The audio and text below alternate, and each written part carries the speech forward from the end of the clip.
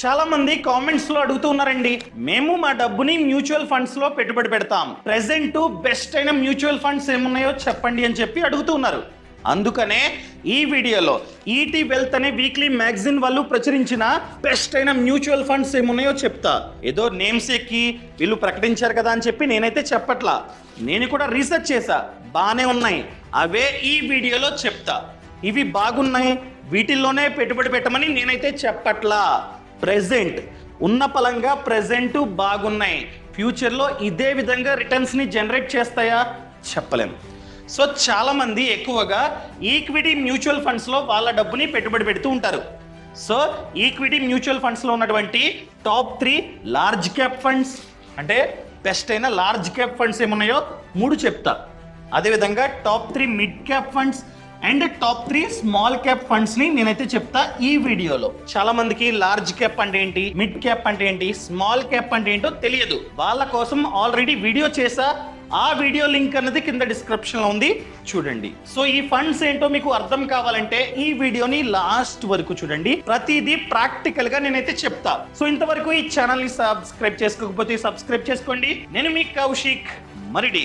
ముందుగా large cap లో ఉన్నటువంటి టాప్ 3 ఫండ్స్ ఏంటో చూద్దాం. ఫస్ట్ వన్ చూసుకున్నట్లయితే Nippon India large cap fund direct plan growth. ఇదిగోండి, Nippon India large cap fund direct plan growth. ఇది ఎన్ఏవి అంటే నెట్ అసెట్ వాల్యూ. ప్రెసెంట్ చూసుకున్నట్లయితే 95 రూపీస్ ఉంది. సో ఈ ఫండ్ లిస్ట్ అయినప్పుడు ఎంత, ఇదిగోండి ఎంత, జస్ట్ 14.8 రూపీస్. కానీ ఇప్పుడు పెరుగుతూ 95 అయింది. అందుకనే మ్యూచువల్ ఫండ్స్లో మనమైతే లాంగ్ టర్మ్కి పెట్టుబడి పెట్టాలి. అర్థమైందా అండి? ఇంకా డీటెయిల్డ్గా ఈ ఫండ్ గురించి మనమైతే చూద్దాం.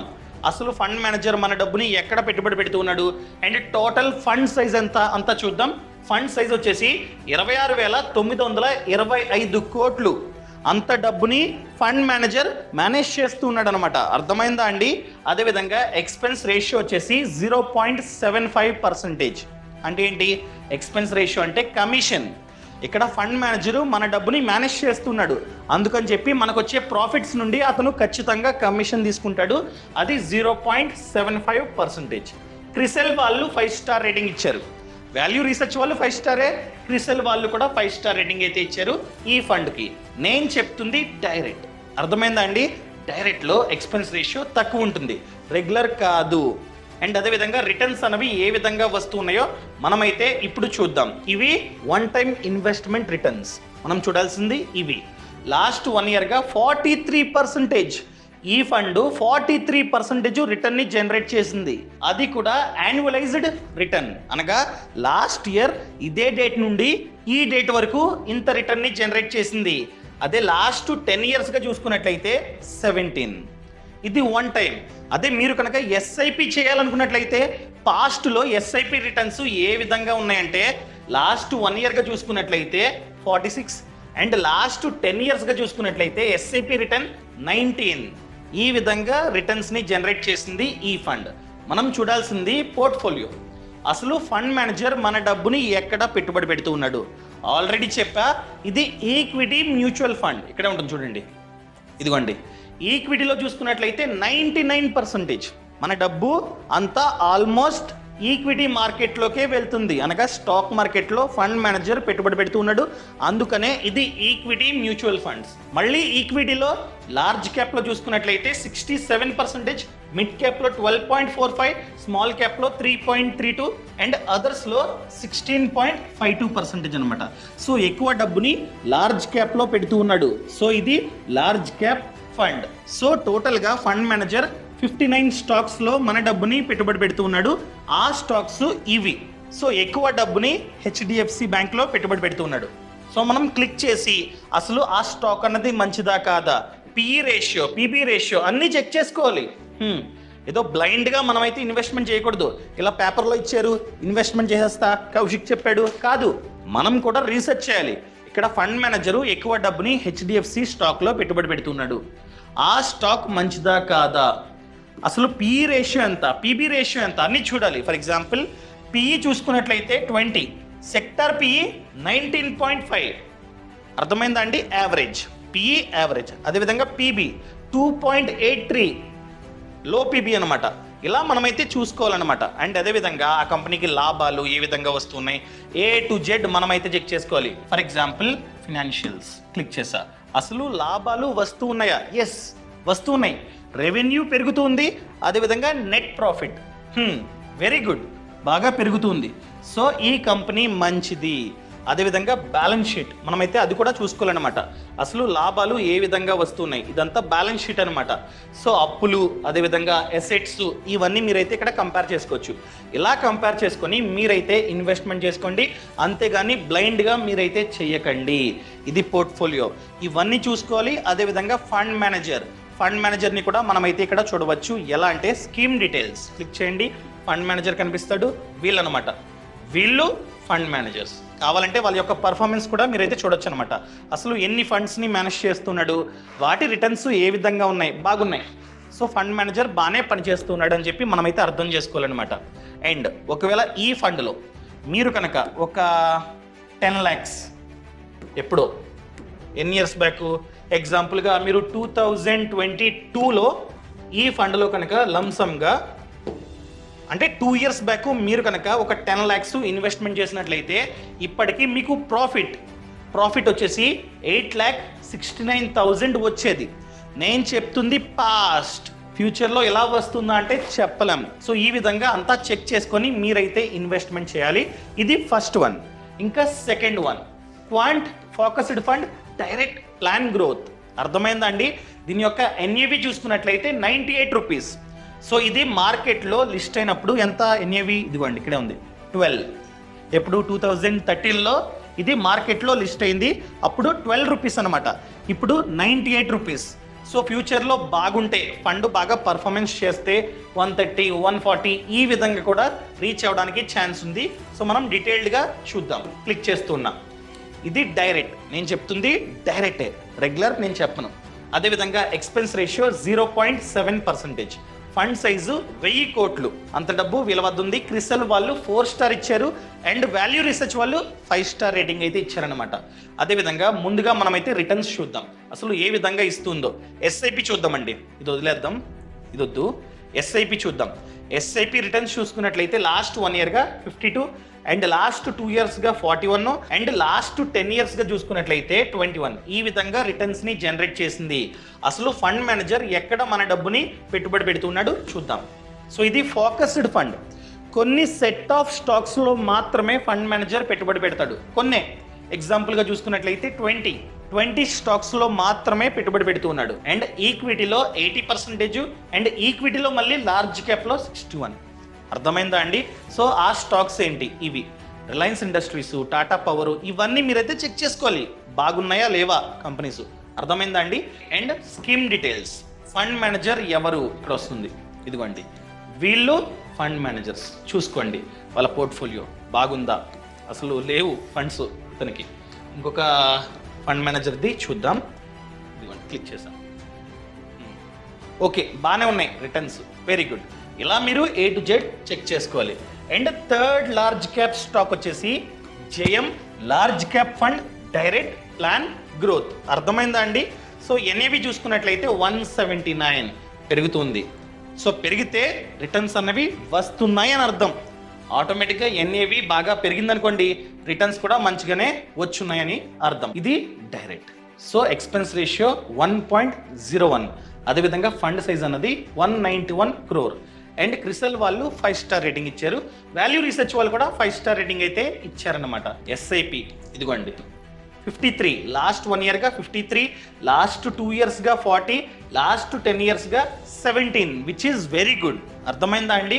సో అదేవిధంగా పోర్ట్ఫోలియో ప్రతిదీ మీరైతే చెక్ చేసుకోవాలి. ఇవన్నీ లార్జ్ క్యాప్ స్టాక్సే. ఇదిగోండి 42 స్టాక్స్లో ఇన్వెస్ట్మెంట్ చేస్తున్నాడు. ఇవన్నీ ఆల్మోస్ట్ లార్జ్ క్యాప్ స్టాక్స్ అనమాట. ఇలా మీరైతే చెక్ చేసుకోవాలి. ఇప్పటి వరకు మనమైతే లార్జ్ క్యాప్ చూసాం. ఇప్పుడు మిడ్ క్యాప్. సో మిడ్ క్యాప్లో ఏ ఫండ్స్ బాగున్నాయి ఈ పేపర్ ప్రకారం చూద్దామా? So first one Motilal Oswal mid cap direct growth fund అనమాట. సో NAV చూసుకున్నట్లయితే 107 పెరుగుతుంది. 2020లో NAV తగ్గింది, కానీ ఇప్పుడు రికవర్ అయ్యిందనమాట. సో మీరైతే చూసుకోవాలి. నెక్స్ట్ ఇదిగోండి direct expense ratio 0.65%, fund size 10,000 కోట్లు. అర్థమైందా అండి? అదేవిధంగా క్రిసెల్ వాళ్ళు 4 స్టార్ రేటింగ్ ఇచ్చారు, వాల్యూ రీసెర్చ్ వాళ్ళు 5 స్టార్ రేటింగ్ అయితే ఇచ్చారనమాట. అండ్ రిటర్న్స్ మనమైతే చూద్దాం. ఎస్ఐపివి ఇదిగోండి గుడ్ 78% యాన్యువలైజ్డ్ రిటర్న్, అనగా లాస్ట్ ఇయర్ ఇదే టైం నుండి ఇదే డేట్ నుండి ఈ రోజు వరకు 78%ని జనరేట్ చేసింది ఈ ఫండ్. అండ్ లాస్ట్ 2 ఇయర్స్గా 58, లాస్ట్ 10 ఇయర్స్గా 25, విచ్ ఈస్ వెరీ గుడ్. అసలు ఎక్కడ ఫండ్ మేనేజర్ ఎక్కడ మన డబ్బుని పెట్టుబడి పెడుతున్నాడు? టోటల్గా చూసుకున్నట్లయితే 24 స్టాక్స్లో పెట్టుబడి పెడుతున్నాడు. ఇవన్నీ స్టాక్స్ అనమాట. అర్థమైందా అండి? ఇంకా మిడ్ క్యాప్లో second one Quant, mid cap fund growth option direct plan. So NAV చూసుకున్నట్లయితే 269. ఇది లిస్ట్ అయినప్పుడు ఎప్పుడైంది? ఇదిగోండి 2013లో లిస్ట్ అయింది. అప్పట్లో 30 ఎన్ఏవి, కానీ ఇప్పుడు 269 అనమాట. సో ప్రాక్టికల్గా మనమైతే చూద్దాం. సో ఫండ్ సైజ్ వచ్చేసి 7,952 కోట్లు. అదేవిధంగా ఎక్స్పెన్స్ రేషియో 0.62%. క్రిసెల్ వాళ్ళు 5 స్టార్ రేటింగ్ ఇచ్చారు, అండ్ వాల్యూ రీసెర్చ్ వాళ్ళు 5 స్టార్ రేటింగ్ అయితే ఇచ్చారనమాట. సో రిటర్న్స్ మనమైతే చూద్దాం ఏ విధంగా జనరేట్ చేసిందో పాస్ట్లో. ఫ్యూచర్లో ఇలాగే వస్తాయని చెప్పను, ఎప్పుడు రాంగ్ కమిట్మెంట్ నేనైతే ఇవ్వను, చెప్పను కూడా. అర్థమైందా అండి? సో మీరు కనుక వన్ టైం ఇన్వెస్ట్మెంట్ చేసినట్లయితే లాస్ట్ ఇయర్ ఇదే రోజు మీరు కనుక వన్ టైం ఇన్వెస్ట్మెంట్ చేస్తున్నట్లయితే ఈ రోజుకి 74% రిటర్న్ అన్నది జనరేట్ అయ్యేది. ఈ ఫండ్ స్టార్ట్ అయినప్పటి నుండి ఇప్పటి వరకు చూసుకున్నట్లయితే 20.88% రిటర్న్ జనరేట్ అయింది. ఎస్ఐపి చూసుకున్నట్లయితే లాస్ట్ 1 ఇయర్గా 72, నేను చెప్తుంది యాన్యువలైజ్డ్ 72, అండ్ లాస్ట్ 2 ఇయర్స్గా 56, అండ్ లాస్ట్ 10 ఇయర్స్గా 27% రిటర్న్ని జనరేట్ చేసింది ఈ ఫండ్. క్లియర్? అసలు ఫండ్ మేనేజర్ మన డబ్బుని ఎక్కడ పెట్టుబడి పెడుతూ ఉన్నాడు చూద్దాం. 26 స్టాక్స్లో పెడుతున్నాడు ఇవన్నమాట.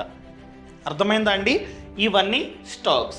అండ్ థర్డ్ వన్ మిడ్ క్యాప్లో థర్డ్ వన్ చూసుకున్నట్లయితే Nippon India growth fund direct plan growth.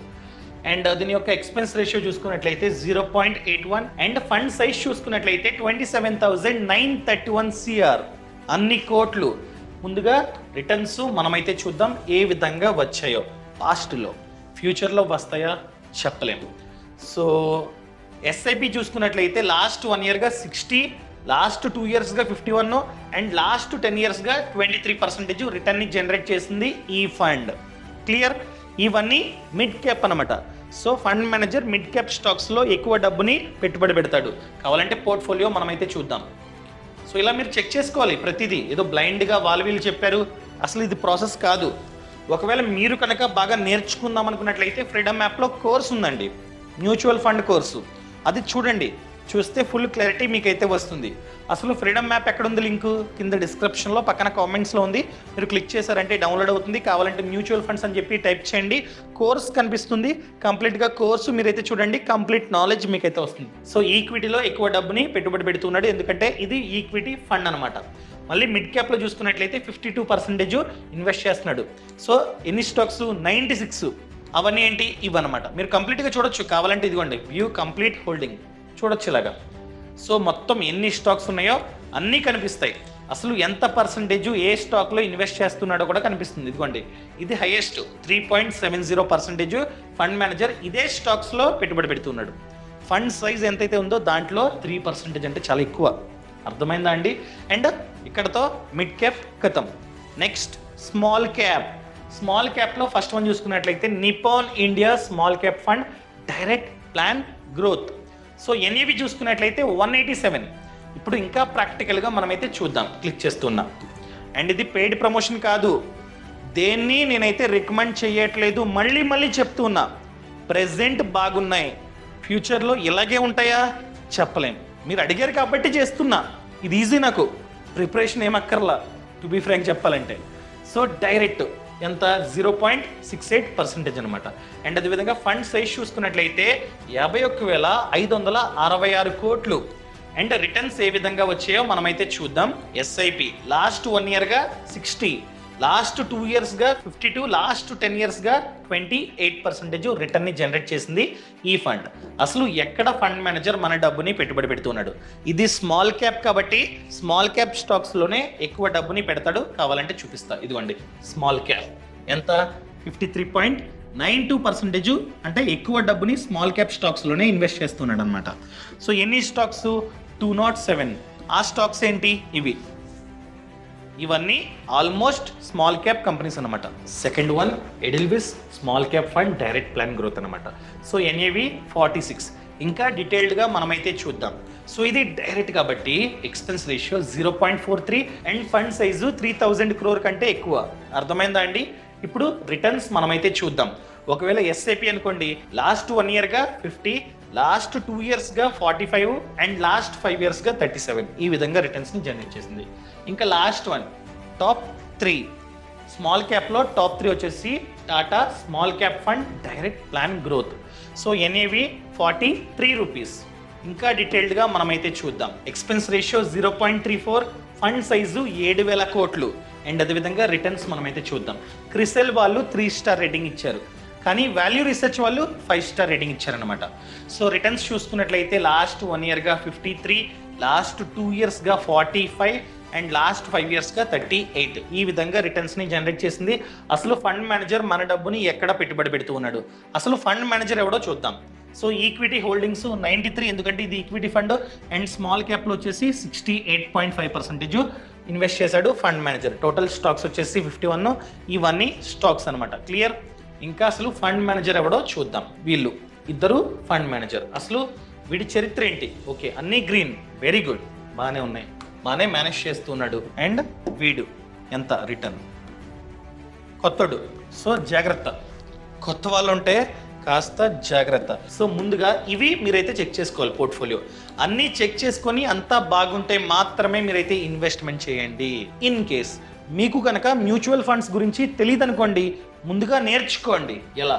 Freedom యాప్లో కోర్స్ ఉంది, మ్యూచువల్ ఫండ్ కోర్స్ అనమాట. అర్థమైందండి? ఫ్రీడమ్ యాప్ లింక్ అనేది కింద డిస్క్రిప్షన్లో ఇచ్చా, పక్కన కామెంట్స్లో కూడా ఇచ్చా.